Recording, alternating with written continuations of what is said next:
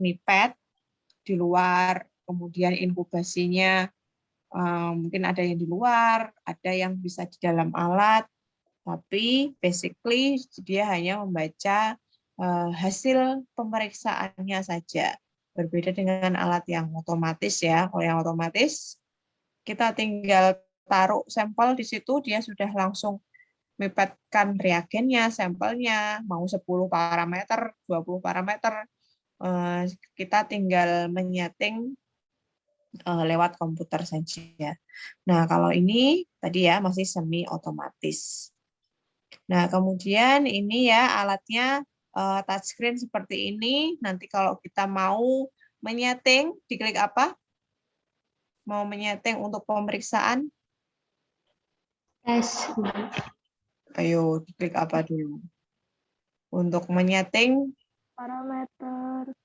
ya, jadi yang diklik adalah menu parameter. Kalau tes, itu ya kita mau ngetes ya. Jadi sudah mau running pemeriksaannya baru dites. Jadi untuk memprogram, kita menggunakan menu parameter.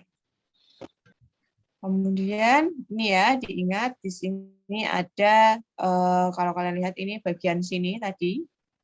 Nah, ini kalau diperbesar seperti ini adalah sedotan ya untuk memasukkan cairan baik itu belangko, standar, sampel melalui lubang yang ada di sini. Di sini ada tombol warna abu-abu. Ini adalah tombol yang ditekan untuk menyedot atau memompa cairan yang berada di luar ini supaya masuk ke dalam. Nah, sekali lagi saya ingatkan di sini ada lambang apa ini? Lambang apa ini? Bundar-bundar 3 ini. Ayo, ada yang tahu ini lambang apa? Infeksius, Ibu. Ayo, lebih tepatnya lambang biohazard ya. Biohazard ini ya betul, walaupun ini melambangkan bahwa ada bahaya biologis di sini ya. Jadi kita harus memperlakukan sesuatu yang berada di area ini sebagai sesuatu yang infeksius. Entah kita hanya memasukkan belangko yang isinya bisa aquades, kemudian memasukkan reagen, standar, sampel, semua diperlakukan sebagai sampel yang infeksius. Kenapa ini dipasang di sini? Karena di sini letak paparan bahan atau sumber infeksiusnya itu berada di sini, ya, bukan di layar. Kalau di layar ini kan kita cuma touch aja, menyentuh-sentuh aja. Kemudian kalau di sini adalah tempat memasukkan segala jenis cairan yang akan dimasukkan. Nah, kenapa harus diberi lambang biohazard? Karena ketika kita memasukkan sampel di sini, sedotan ini bisa ditarik ya, bisa dipendekkan, bisa dipanjangkan. Tentu saja terbatas, ini ada batasnya. Nah, kalau kalian menyedotkan cairan, itu diusahakan sampai di bawah, tapi jangan mentok ke dasar tabung atau wadah, karena nanti lubangnya tertutup, tidak bisa menyedot. Ya, jadi setelah mentok ke bawah, ditarik sedikit supaya memberikan ruang untuk dia menyedot cairannya. Kemudian kita pencet tombol abu-abu ini. Nah, kalau sudah selesai, ini bisa dipendekkan, maka pendekkanlah dan jangan menyentuhkan ujung sedotan ini ke dalam tabung atau wadah. Dengan kata lain, kalian mencipratkan ini nanti ya. Jadi kalau kalian mengambil, bisa dibayangkan ya, kalau kalian ngambil terus ini sedotannya masih panjang ngelewer, lalu kalian tarik tabung atau wadahnya, maka dia akan muncrat kemana-mana. Nah, perlu diingat, ini tadi ada lambang biohazard di sini. Jadi kalau sampai cairan tadi muncrat kemana-mana, dan itu adalah sampel yang kita tidak tahu di situ ada terkandung apa saja, apakah dia serum yang mengandung virus atau mengandung bakteri, kita tidak tahu. Jadi perlakukanlah semuanya sebagai zat infeksius. Jadi ini bisa dipendekkan dulu, diambil pelan-pelan supaya tidak muncrat kemana-mana. Nah, kemudian ini setelah kita klik menu program parameter tadi, sebelum kita melakukan penyetingan, kalau kalian lihat ini semuanya masih abu-abu, maka harus diklik add terlebih dahulu. Kalau tidak diklik add, di sini akan abu-abu terus. Di sini nggak akan bisa diedit, tidak akan bisa diklik. Jadi, jangan lupa step pertama setelah masuk ke menu parameter, kita klik add terlebih dahulu. Kalau sudah, dia akan menjadi putih begini dan bisa diedit. Ya, berbeda dengan yang tadi masih abu-abu, ini sudah putih, artinya dia bisa diedit. Kemudian ini di menu basic, pertama kita edit tesnya apa. Tes ini adalah nama, kita mau memberi nama program ini apa. Apakah nama pemeriksaannya, atau kalau kita kuliah ya nama orang yang mengerjakan, mahasiswa yang mengerjakan, nama NIM gitu ya. Nah, ini maksimal hanya 10 karakter saja dan tidak boleh sama namanya. Maka dari itu kalau kalian pakai kode NIM kemungkinan kan akan berbeda satu dengan yang lain, dan di kelas-kelas yang sebelumnya juga tidak akan sama. Tapi kalau kalian menggunakan namanya nama parameter atau nama pemeriksaannya, kemungkinan akan ada kesamaan nama. Kalau namanya sama, dia akan muncul warning. Ya, hey, ini namanya sudah ada. Kalau kalian menemukan warning box, dibaca, jangan takut. Ya, tinggal di oke saja, dilihat dia maunya apa. Oh, ternyata namanya sudah ada. Berarti kita harus mengganti nama yang kita ketikkan di sini.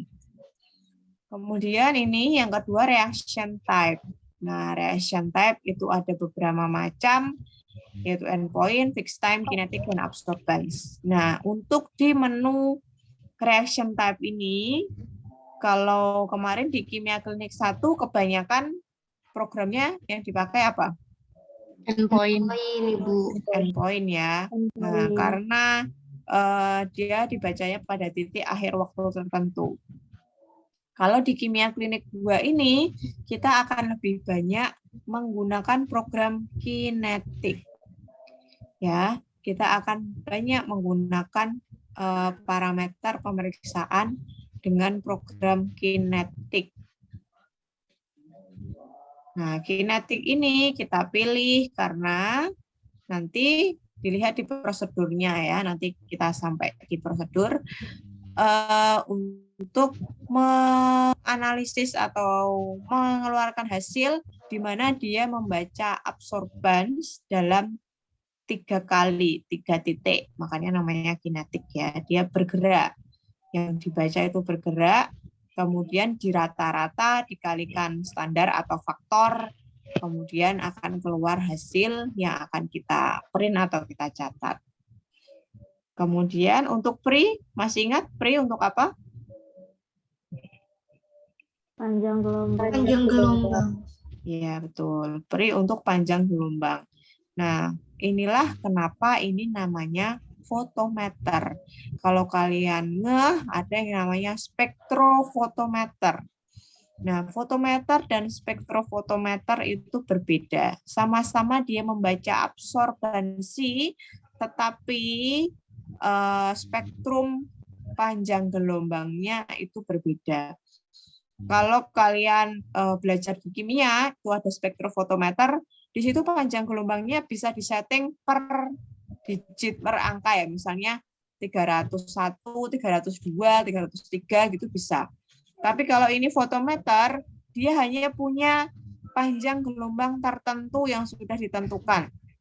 Setiap alat punya range ini beda-beda ya. Mungkin ada yang 340, 330 gitu ada. Atau kalau ini yang sering digunakan. Jadi panjang gelombangnya terbatas ini aja.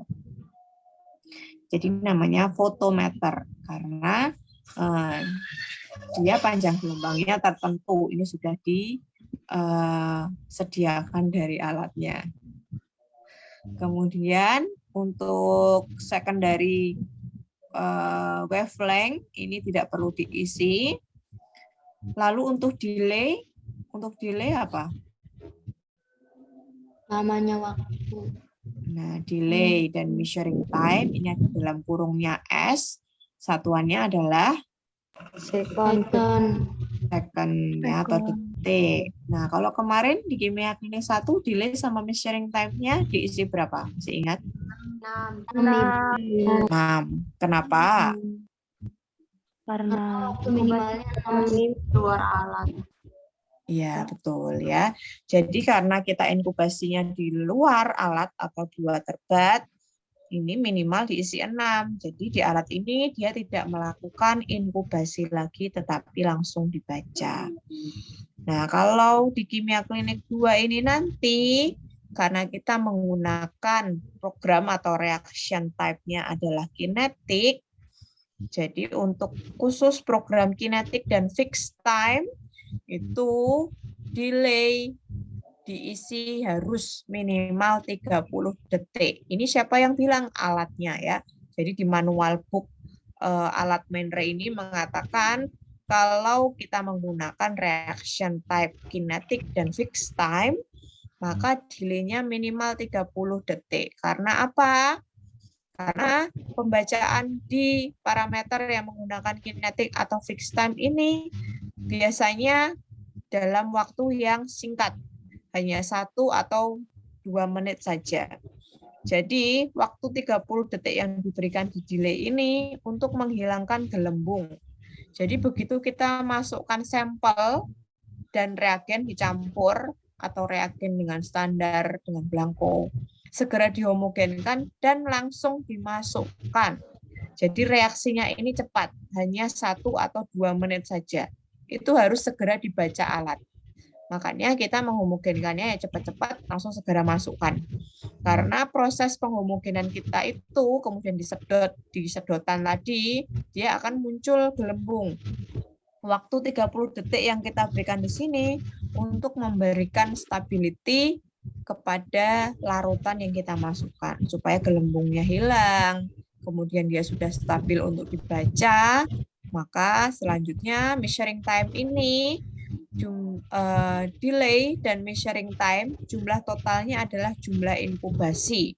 Kalau disuruhnya di prosedurnya disuruh menginkubasi 1 menit, dan kita sudah isi di delay ini 30 detik, maka measuring time-nya diisi berapa?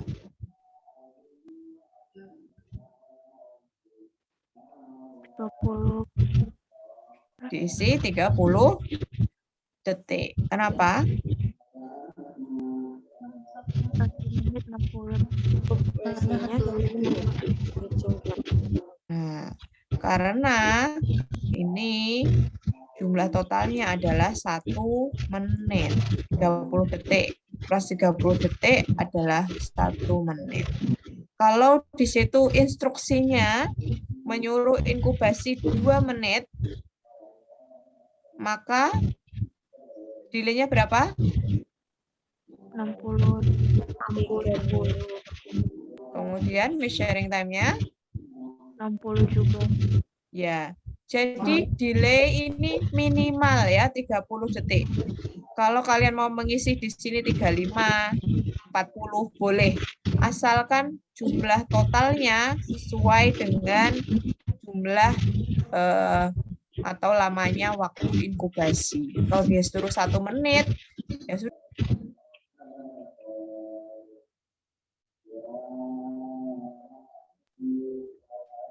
Kemudian kalau waktunya 2 menit bisa 30-90, bisa 60-60, atau bisa kalian pengennya anti mainstream 35 atau 32.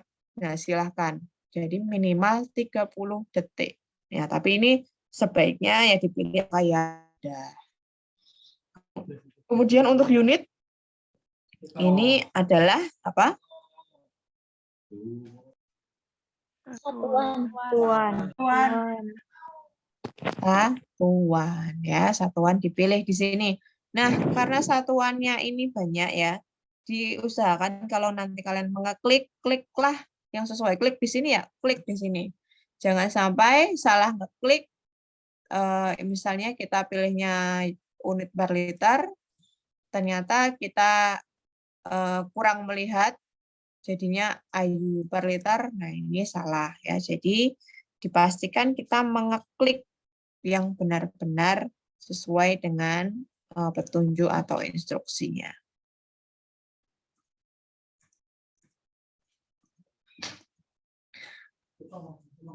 Kemudian untuk full name bisa diisi, bisa tidak. Terus ini ya, untuk reagen blank ini dicentang apabila Menggunakan belangko reagen. ya. Jadi kalau kalian menggunakan belangko reagen, maka ini dicentang. Kalau tidak, ini biasanya otomatis ketika kita pertama membuat program, ini langsung tercentang. Maka jangan lupa kita klik lagi untuk menghilangkan centangannya ini. Terus, masih ingat ada berapa macam belangko? Ada 3. Apa saja? Ada 4. Ada 4. Belangko Oke. air, belangko air, belangko udara, reagen, Belangko reagen. Ya, betul ya. Jadi ada 4 belangko. Ada belangko reagen, belangko sampel, belangko air, dan belangko udara. Nah, ketika belangkonya di situ instruksinya reagen blank, maka ya ini centang. Kemudian untuk direction ini ada increase dan decrease. Diperhatikan penulisannya ya. Besok kalau kebiasaan INC, ing, dek. Nah, increase itu tulisannya seperti apa, decrease tulisannya seperti apa, itu juga harus betul. Nah, direction ini dipilih berdasarkan apa? Masih ingat? Panjang gelombang. Bentar. Jadi dipilihnya berdasarkan kalau panjang gelombang, kalau milih increase yang panjang gelombangnya bagaimana? Lebih dari Increase 400 ke atas. Kalau decrease? kurang dari 400. Ya. Satuan panjang gelombang apa? Nanometer. Ya, nanometer ya, atau singkatannya nm. Ketika di sini tadi kita pilih panjang gelombangnya lebih dari 400, maka direction-nya ini increase. Increase itu artinya apa? Dia reaksinya semakin lama semakin naik. Kadarnya semakin terdeteksi semakin tinggi. Kalau decrease, semakin lama waktunya, dia semakin hilang. Ya. Jadi ada reaksi yang namanya reaksi increase atau meningkat dan decrease atau turun. Ini sesuai dengan panjang gelombang. Kemudian untuk aspirate volume.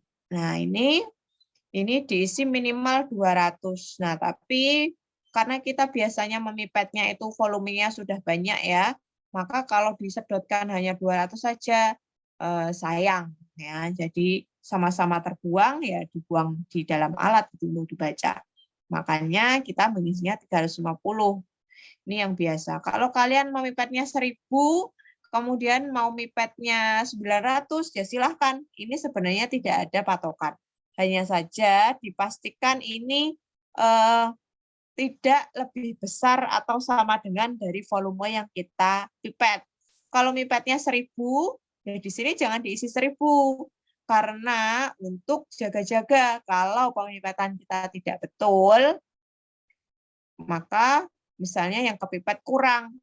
Kalau yang kepipet kurang, itu di sini alatnya akan error. Nanti grafiknya dia tidak akan linear. Nanti grafiknya naik turun tidak jelas. Nah, itu hasilnya tidak valid. Maka kita isi di bawah atau lebih sedikit dari volume total yang kita pipet. Kemudian ini suhu inkubasi, desimal ya. Masih ingat desimal dilihatnya dari mana? Sesuai kit, Ibu. Sesuai nilai normal. Prosedur.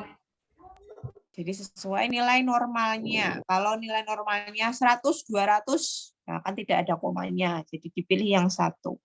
Tapi kalau ada komanya, misal nilai normalnya 5,2 sampai 7,4, maka pilih yang 0,1. Tinggal di-matchingkan aja berapa angka di belakang koma. Nah, kalau sudah di-setting semua ini, bisa di-save dulu. Kemudian kita lanjut ke menu call details. Kalau menu restriction ini hanya untuk menulis range normal. Ya, kalau tidak diisi nggak masalah. Ini untuk quality control. Ya, jadi kita fokus pada menu basic dan call details, calibration ya. Nah, di menu call detail ini nanti kita hanya akan mengisi salah satu. Ya, jadi ketika kita klik call detail, ini dia hanya akan terpilih salah satu. Kita pilih k-faktor atau rule. Dipilih k-faktor ketika Memakai nilai faktor, Ibu. ya, jadi ya kalau pakai faktor, kalau rule untuk yang ada apanya? Menggunakan standar. Ya, yang ada standarnya ya. Kalau kita lihat di prosedurnya kok ada kata-kata standar. Nah, maka ya sudah kita pakai standar. Jadi rule yang diisikan. Tapi kalau dia menggunakan faktor, maka kita klik yang k-faktor.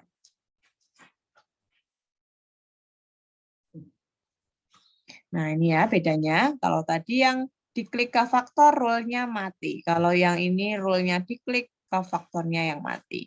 Kalau menggunakan standar, kita pilih one point linear, replicate-nya 1, maka hanya akan ada satu standar yang kita bisa masukkan di sini. Ya, ini diisi sesuai standar pemeriksaannya berapa. Nah, kalau sudah, jangan lupa di-save ya. Setelah di-save, return kembali ke menu atau layar awal tadi. Setelah itu kalau mau running, kita pilih apa menunya? Tes. Di menu tes. Ya. Jadi kembali lagi, diklik menu tes, akan muncul layar seperti ini. Nah, sebelum kita lakukan tes, pastikan dulu kita memilih nama program yang kita setting tadi apa. Ya, jadi di pojok kiri atas ini diklik dulu. Lalu yang tidak kalah penting adalah ini, tanda lampu menyala standby. Karena kalau alat ini sudah lama tidak digunakan, maksudnya mungkin kita tinggal kemana-mana gitu ya, lampunya di alat ini akan otomatis dimatikan. Di sini akan mati lampunya, nggak warna kuning, abu-abu ya. Nanti kita klik dulu supaya dia lampunya nyala. Nah, kalau sudah nyala, kalau ini belum diklik nyala, nanti ketika kita melakukan pemeriksaan akan ada warning box. Hey, ini lampunya belum nyala loh. Nah, jadi harus dinyalakan. Setelah dipilih tadi namanya apa programnya, pastikan lampunya menyala, artinya alatnya ready untuk digunakan. Nah, baru dipilih apa yang pertama?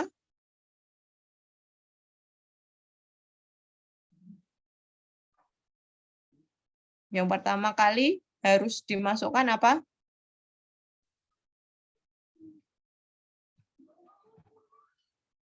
Apa? Urutan ini yang pertama yang diklik apa?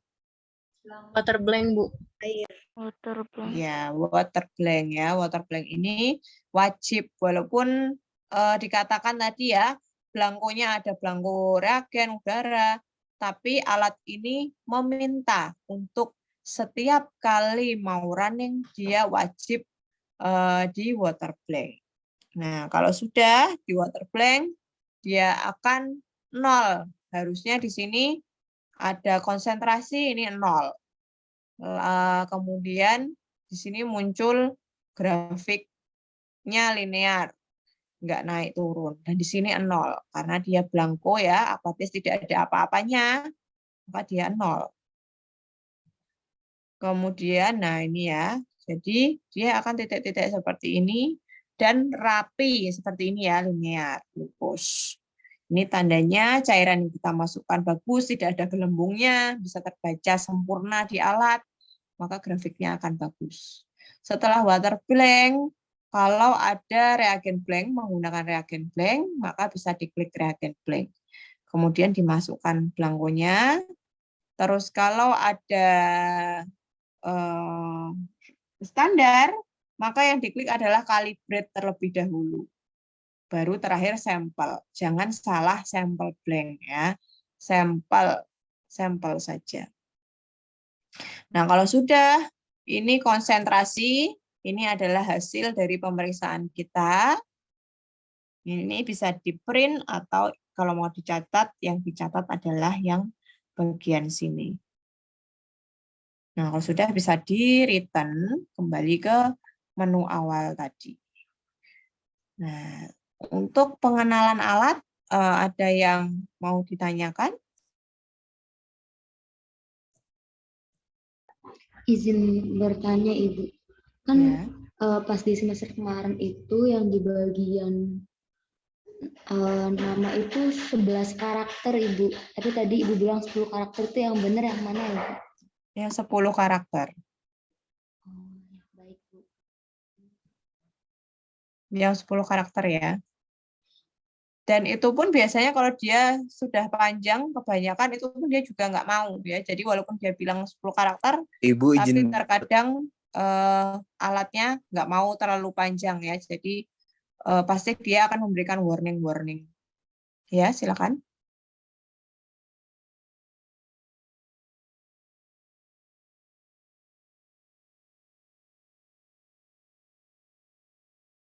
Silakan yang mau tanya tadi.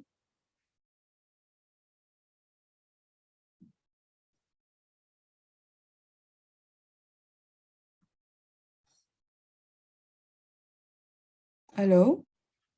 Silakan yang mau bertanya tadi.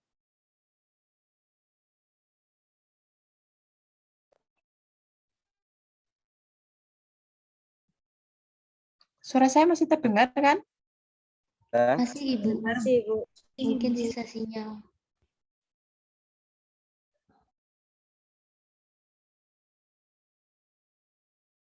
Silakan yang mau bertanya tadi. Jadi bertanya nggak? Sepertinya susah sinyal, Bu. Gimana?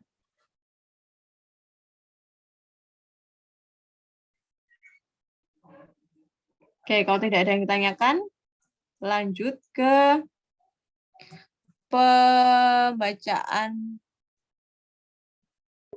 prosedur ya. Pembacaan prosedur ini juga sama ya. Kita masih menggunakan dari merek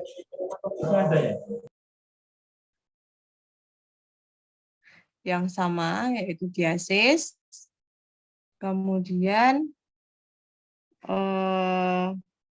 di kimia klinik 2 nanti kita akan melakukan pemeriksaan parameternya, ada SGOT, SGPT, ALP, gamma GT, LDH, kemudian ada bilirubin dan elektrolit. Ya, elektrolit itu ada natrium, kalium, klorida. Itu nanti kita periksa di kimia klinik 2 ini. Sudah terlihat share PDF saya? Sudah, Ibu. Oke, yang membedakan di sini adalah dia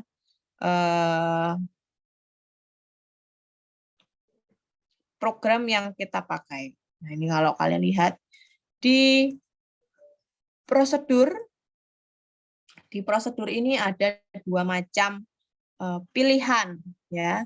Jadi pilihannya adalah prosedur yang substrat start atau yang sample start.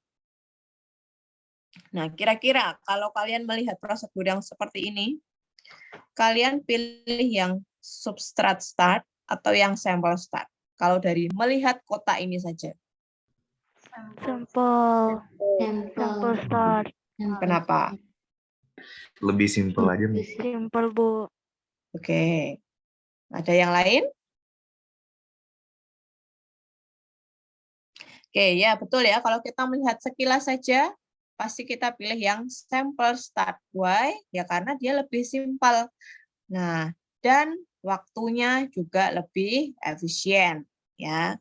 Nah, jadi kita pakainya yang sample start. Betul. Nah, karena kita pakai sample start, maka preparasi reagennya harus mengikuti yang sample start. Ya, kalau pakai substrat start, kita tidak mencampur reagen atau tidak membuat yang namanya monoreagen. Nah, kalau kalian masih ingat, kimia klinik 1 ada parameter yang pakai monoreagen juga. Ayo, masih ingat? Apa itu? Pemeriksaan apa?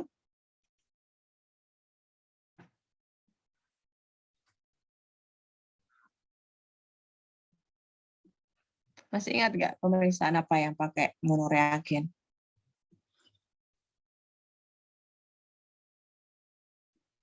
Kreatinin. Kreatinin, terus? Protein. Apa?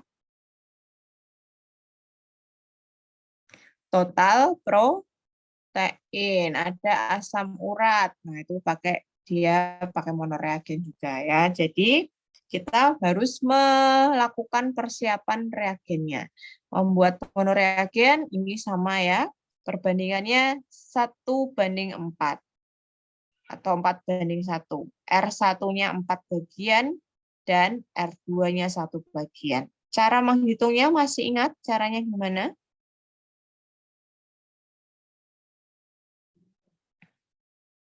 Kalau kita butuhnya 1000 mikroliter,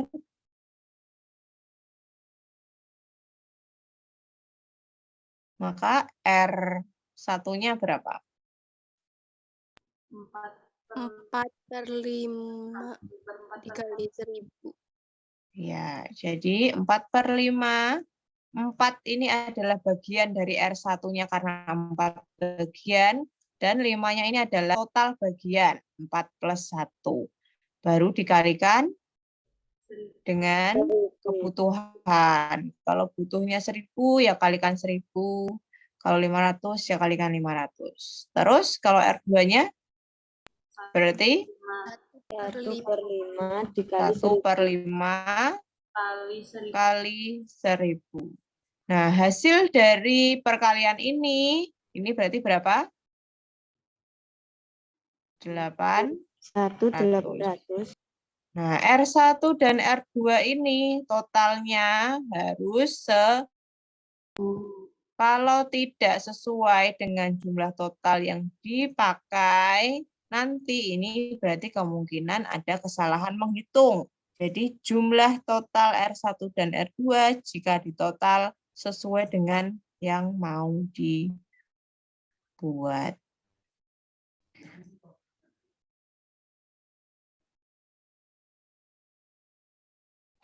Nah, ini jadi ini bedanya ya. Kalau kalian melihat ini, kira-kira pakai rule atau pakai faktor? K-faktor.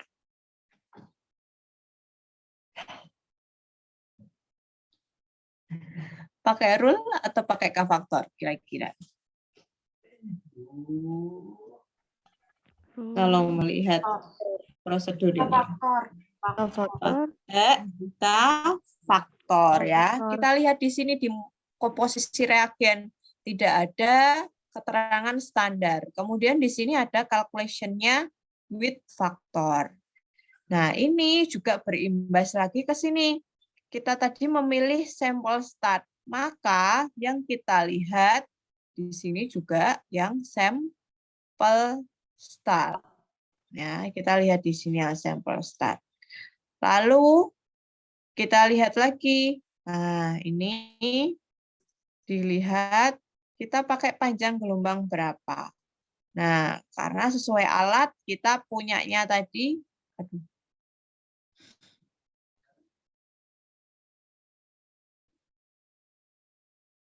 Masih terlihat share screen-nya? Masih, Bu. Oke, karena kita pilihnya panjang gelombang 34 ini ya. Karena kita kan punyanya yang tadi di alat kita pilihannya 340. Nah, kita pilih 340. Kalau kita memilih 340, panjang gelombangnya 340, berimbasnya kemana? Ke sini. Ya, kita tadi pilih yang sampel start, kemudian panjang gelombangnya 340. Maka faktor yang kita pilih adalah berapa? 1745. Nah, jadi semua yang kita gunakan itu menyesuaikan dengan apa yang kita pilih. Kalau kita pilih panjang gelombangnya 365, ya berarti faktornya 335. Karena kita pilih 340, maka kita pilih yang 1745. Gitu ya. Kemudian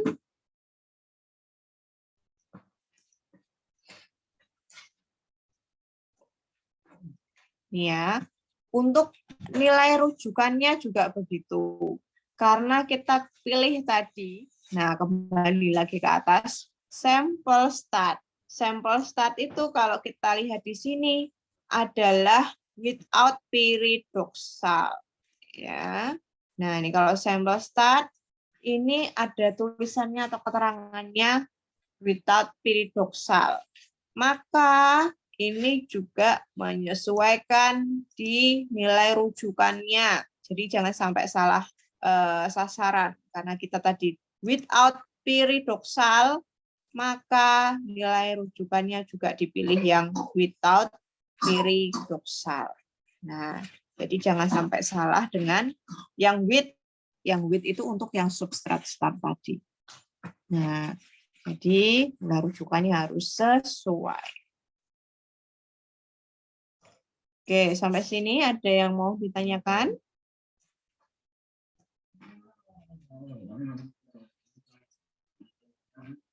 Nah, untuk mengisi ini, form rencana kerja ya, masih ingat ya lembar kerja ini? Lembar kerja ini diberikan kan dalam bentuk Microsoft Excel ya. Jadi ini bisa diedit, bisa kalian kalau kurang panjang ya tinggal dipanjangkan aja. Mau kalian ini mau dirubah, ini juga bisa. Asalkan ya kalau tes diisi yang tes, reaction type diisi yang reaction type. Di sini di bawahnya ini juga ada kalau kalian mau mengisi tadi ya ada monoreagen, pembuatan monoreagen. Oh, di sini lembar laporannya. Nah, ini di sini juga bisa ditulis di kolom kotak ini. Jadi ini bisa diedit, jangan sampai nanti ada yang WA lagi, boleh tidak menggunakan form yang lain karena tidak cukup, ya tidak ada alasan tidak cukup karena ini bisa diedit. Ya, saya rasa semuanya sudah bisa menggunakan Microsoft Excel dengan baik. Jadi ini bisa diedit. Kalau mau kopas ya lebih mudah. Ya, jadi dipastikan kalian menggunakan lembar pemeriksaan yang sudah diberikan, tidak ada alasan yang lain lagi. Ya, silakan ini diedit-edit, diisi Kemudian jangan lupa cara menulis prosedur itu seperti ini ya, kotak-kotak tadi. Ini ada blanko dan kalau tadi tidak ada standar ya langsung sampel. Kalau tidak ada blanko ya sudah berarti cuman langsung apa yang diisikan. Misalnya ini langsung sampel, oh isinya monoreagen dan serum. Gitu. Jadi menyesuaikan. Oke, sampai sini ada yang ditanyakan?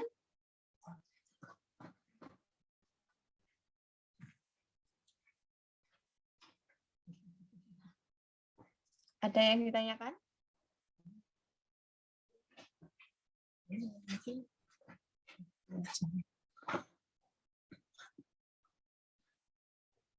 Ada yang mau ditanyakan nggak, kakak-kakak?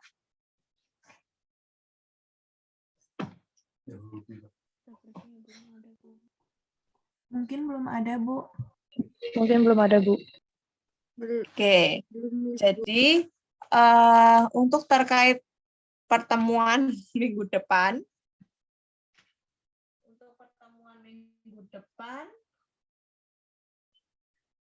akan mengisi seperti ini sama ya. Jadi hari ini adalah materinya mengulang kembali alat, kemudian prosedur. Ya, jadi saya rasa juga masih ingat, sudah pada lebih bisa ya, sudah mudeng semua. Jadi besok untuk tugas minggu depan tinggal diisikan form-form yang sudah disediakan ini akan saya upload nanti kalau di efikasinya sudah ditambahkan.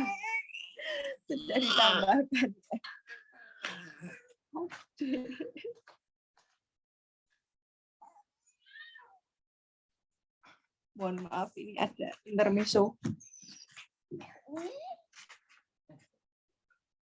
Oke, ada yang ditanyakan lagi atau mau didiskusikan? Kalau tidak ada, tadi untuk yang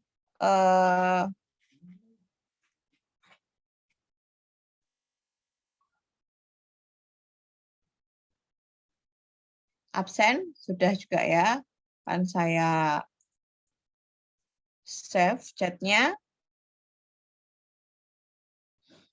Ibu izin bertanya. Ya, silakan. Untuk penugasan biasanya deadline-nya berapa hari, Bu? Nah, seperti biasa kan 1 minggu ya, sebelum pertemuan berikutnya itu sudah harus di-upload hasil tugasnya. Baik, Ibu, terima kasih. Ya.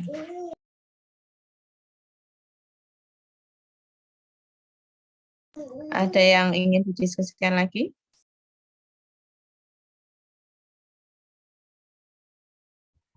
Mungkin cukup, Ibu. Mungkin sudah cukup, Bu. Baik, kalau tidak ada yang ditanyakan, saya akhiri untuk pertemuan hari ini ya. Semoga bermanfaat. Terima kasih. Assalamualaikum warahmatullahi wabarakatuh. Waalaikumsalam warahmatullahi Terima kasih banyak, wabarakatuh. Ibu. Terima kasih, Ibu. Ya, Terima kasih, Ibu. Ayah deh. ya, saya Liv ya. Terima kasih, Bu.